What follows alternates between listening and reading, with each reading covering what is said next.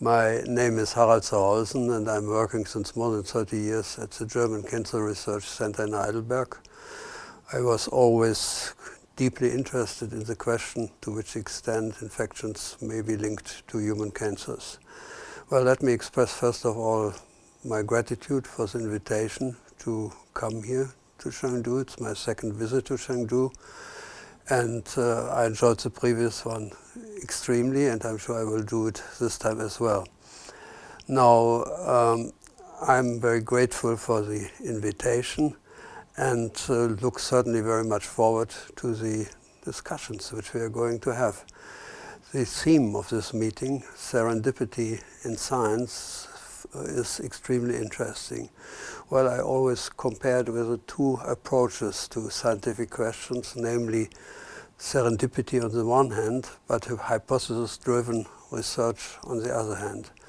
In my scientific career, I was deeply involved in both aspects to a certain degree, namely three major areas of research which I covered during my career were devoted to hypothesis-driven research.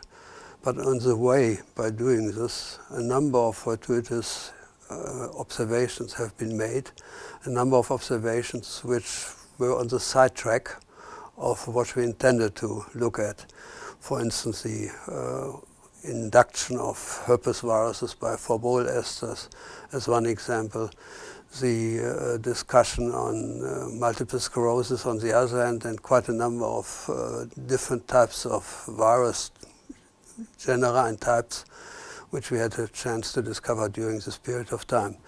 So in a way, serendipity played a significant role, but also, of course, hypothesis-driven research at the same time.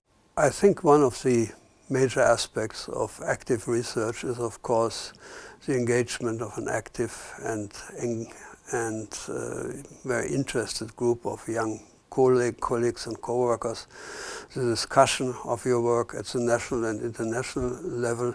And just for these reasons, I'm very much looking forward here in Chengdu to discuss those aspects which I mentioned before with students, with my colleagues, and also, of course, with the co-laureates.